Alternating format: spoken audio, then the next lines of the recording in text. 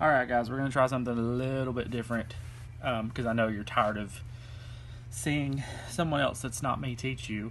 So I say seeing, but really you're not going to see me either. You'll see my hands and this marker, but you're not going to see my face. But I hope that everybody's doing good. I hope that you had a good weekend and that last week kind of getting back into the swing of things wasn't too bad on you.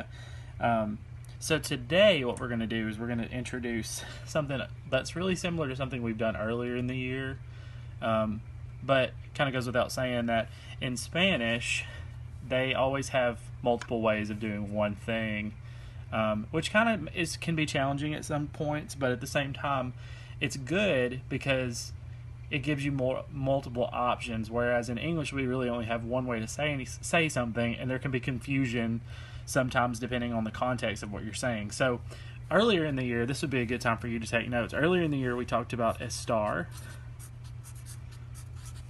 and we talked about ser,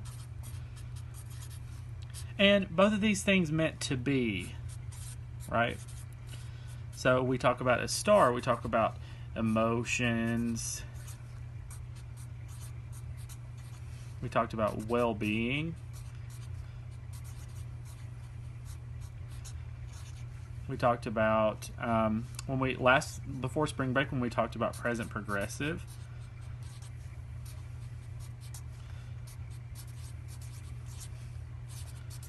All of these things is when we would use, or situations in which we would use the verb estar, right? So for emotions we would have estoy,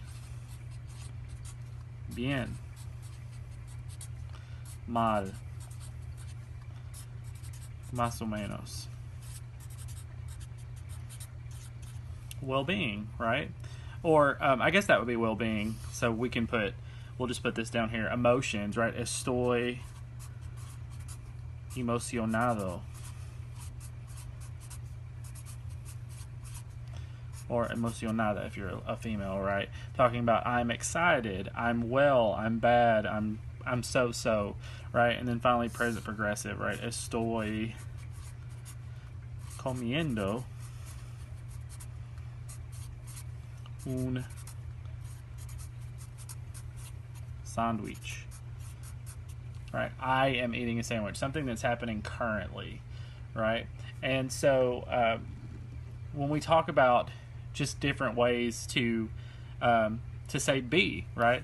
I am. And then on the opposite hand, we had ser, which we talked about were professions, right? I am a doctor. I am a teacher. I am a student, right? We talk about time. Es la una, son las doce, stuff like that. We'll say soy doctor. I'm a doctor. Es la una. It is 1 o'clock. So these are more, if you wanted to give it kind of a general definition, these are permanent things. We could say appearance.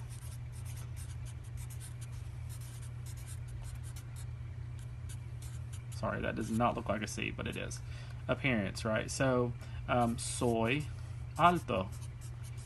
I am tall, stuff like that. Anything that's permanent is going to be ser. Anything that's temporary is going to be estar, right? And so today we kind of have something similar, and we're going to be talking about two verbs that mean to know, right? So let's put to know. To know. So the first one that we're going to talk about is saber.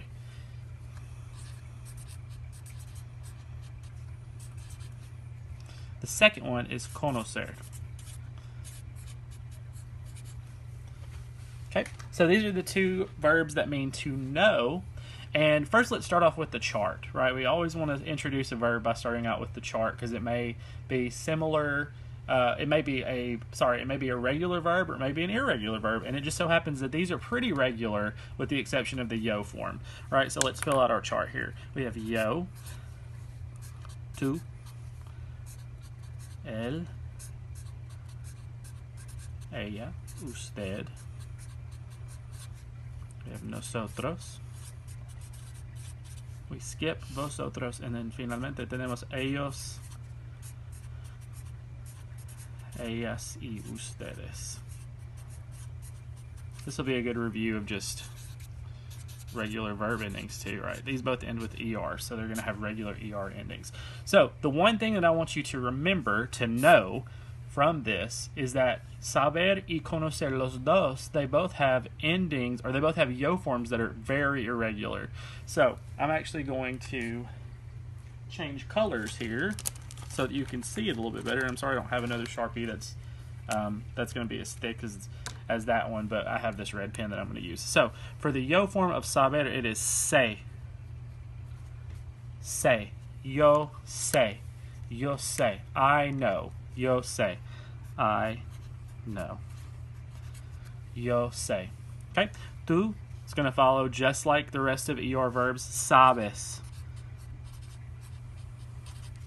Tú sabes. Él, ella, usted sabe. Nosotros sabemos. Y finalmente tenemos ellos, ellas, ustedes saben. Saben. So these are going to be, just like I said, regular endings. The only one that is irregular is that yo form. Yo sé. Yo sé. Yo sé. Right? I know. Yo sé. Has an accent mark over the E there. Yo sé. Yo sé. Okay? So let's put this aside. I'm actually going to write conocer on another piece of paper because I kind of went a little crazy here. Conocer. Conocer. This also means to know.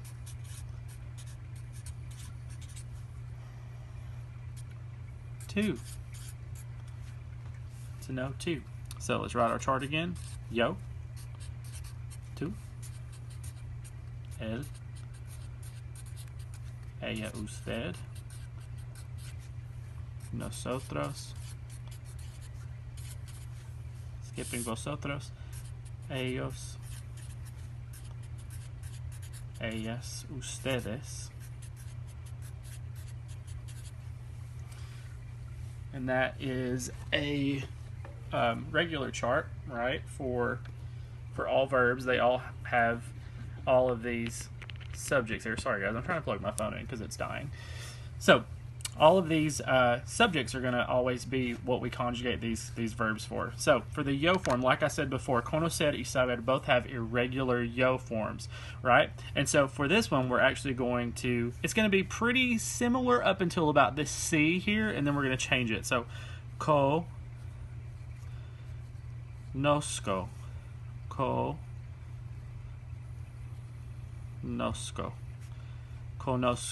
Yo conozco. I know. I know. Tú, and then it's going to go back to a regular form. Conoces. Él, ella, usted conoce. Nosotros conocemos. Y finalmente, ellos, ellas, ustedes conocen. Regular endings again, right? It's an ER verb, so we're going to have those regular ER endings, except for the conozco. This does not have an accent mark, so you do not have to remember to put an accent mark on there. Okay, so let's go to the next part here. So we have, we've defined what both of them mean. We have charts for both of them. So let's go into more of like a detail of what these things mean. So here are the uses. Uses, we're going to say usos. Usos, los usos del verbo saber y también conocer. So for saber, like I said, they both mean to know, right? But how many different ways can we say to know, right? To know information, to know a person, to know a place. So we really need to kind of list out which one means what thing, right? So for saber, it's going to be anything that you know in your head, right? So let me try my best here.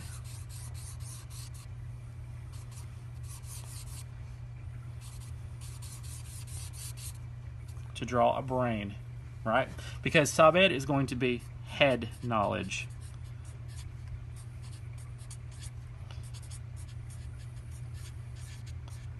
anything that you know in your brain, anything that you know in your brain. So that might be info.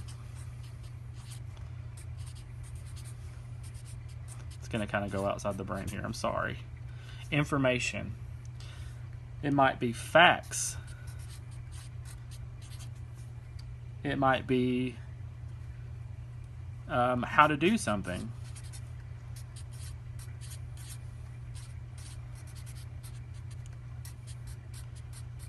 Right? Saber is going to be anything that you know in your head. Right? So if that's info or facts or how to do something, that's when you're going to use saber. Okay? So if we have all this head knowledge on this side, we have to have something different on this side. Obviously, they both can't mean the same thing. So for this one, we're going to draw a heart. Conocer is going to be heart. Oh my. Just pretend like that says heart. I'm so sorry. Heart knowledge.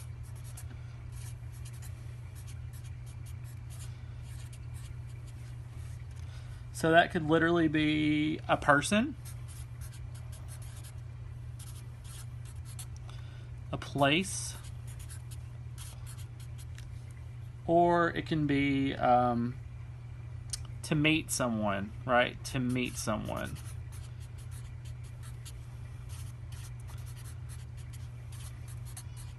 Any of these things that you know in your heart, right? When you think about your heart, those things that are in your heart.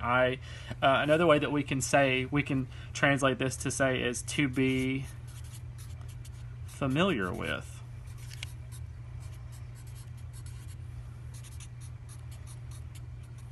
Right? To be familiar with. Let me scoot that up just a little bit. Any of these things that you can be familiar with, right? You can be familiar with the person, you can be familiar with the place, or you can be familiar to meet someone. Another way that we can use this is with some sort of noun, right? So if you know the music of Deadmau5, or if you know the music of the Dixie Chicks. That's a terrible example, but you know what I mean. If you're familiar with a piece of art, or if you're familiar with a movie, right? Any of those things you can be familiar with, you can use conocer with. Okay, let's move on. Okay, so let's break this down just a little bit further here. Kind of give you an example. So the first example I want to use is, do you know how to speak? I got ahead of myself and wanted to write hablar instead of speak. Do you know how to speak Spanish? Right? So you guys, you can kind of go ahead and determine for yourselves whether you would use saber or conocer here. But we have something, right? We have information. We have Spanish. We have to speak Spanish. Either of these things, it's info, right? So let's go ahead and write info. And we know that in Spanish, whenever we do a question, we have to start off with our upside down question mark. And we have to conjugate this. Do you know? Do you know? Right? So this would be information. So I know I'm going to use saber. I'm going to write saber above it. And I'm going to conjugate do you know. So I know that you know. That would be on my chart here. You know. It's going to be sabes, right? You know is sabes. So sabes. Okay. I know that to speak is hablar. We don't have to conjugate how here, right? So we can actually just kind of cross that guy out. How, because it's included in the infinitive. Sabes hablar Español. Sabes hablar español. Do you know how to speak Spanish? Right? So that's number one. Number two. I know David. Okay? So I know David, right? This is another way that we can identify this is by putting David with an underline under it. David is a person. And I know, because of these beautiful charts that we just made, that to be familiar with, we're going to use the verb conocer. right? So I know, conozco. Conozco. I'll put this like this because that's what we were doing. Conozco. Okay, with a person, we want to use this thing called a personal a. Right? A. So anytime you see a person, you want to put this a before it. Conozco a David or conozco a David. Right? So that's one thing to keep in mind here is this personal a goes before a person. Personal a. Okay, let's do one more. Let's see here. We know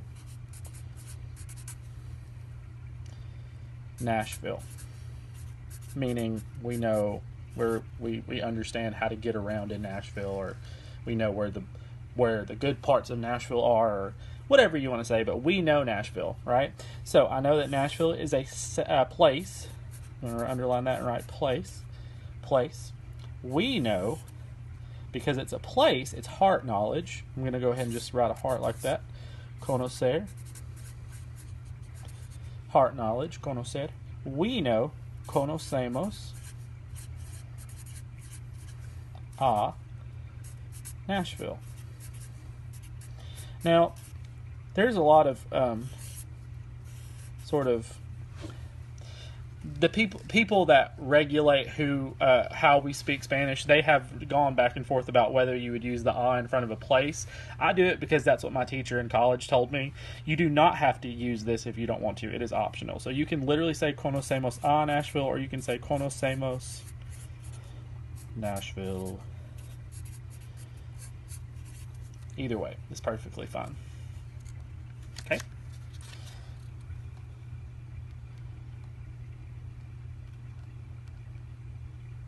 Okay, let's do a couple more. So let's do they know the name? I'm just going to write this in Spanish and put it like this. The name of the restaurant. Do they know the name of the restaurant? So it could be, your first response to this could be that you want to say it's the restaurant, right? Because that's a place, right? And so we know that when we talk about places, we're going to use conocer, but actually it's not do they know the restaurant, it's do they know the name of the restaurant. So because of that, I know it's going to be saber. Saber is going to immediately tell me that it's going to be something that I know in my head, right? It's going to be head knowledge. So it's a question. I want to put my upside down question mark. Do they know? It's going to be saben. Okay, already have el nombre, the name. Okay, of is just de, right? And remember when we talked about a couple, maybe a month before we left school, we talked about when we have de plus el, we equal del restaurante. Saben el nombre del restaurante. Do they know the name of the restaurant? Okay, let's do one more here, and then we will be done. So, this one is, we know a lot about English literature. We know a lot about English literature. Okay, actually, let's refer back to this page because I think this will be helpful here, right? So, it can be head knowledge because it's literature, right? And that's something that we know in our heads. We know literature in our heads. But is this really saying, do they know it or are they familiar with it, right? Do they know English literature or are they familiar with works of English literature? And I think here we're going to actually use conocer, right? So we know a lot. We're going to put conocer. We know about English literature. That is the thing. We're going to just say noun, right? So because of that, we're going to say conocemos And a lot, I'm going to pretend like you guys are telling me how to say this. It is mucho. Mucho. Okay, about can be translated the very same way that we used of earlier. De la literatura. It's supposed to be an A, sorry. Inglesa. Conocemos mucho de la literatura inglesa. We know a lot about English literature. Okay, so after this, what you're going to do is there is a worksheet where you are given a list of things, and you're going to tell me whether you would use saber o conocer, and then the reason, right? So let me give you an example of what I mean here. Let's see if I can find that paper. Distance learning, am I right? Okay, so here's what the paper looks like. It says saber o conocer. Let's do one together. So for example, the first one, I know it's really hard to read. It says, do you know how to swim? Do you know how to swim? So how to swim is the thing that I'm knowing. Is that information or is that something that I know in my heart? Right? It's info. Info. So we're going to use saber, and then it's going to be how to do something. Or it can be info, depending on what you want to write. Right? So that's basically what you're going to do. And then there are 20 of them, so this is going to be the work for today, and I look forward to talking to you guys. I'll talk to you later. Bye.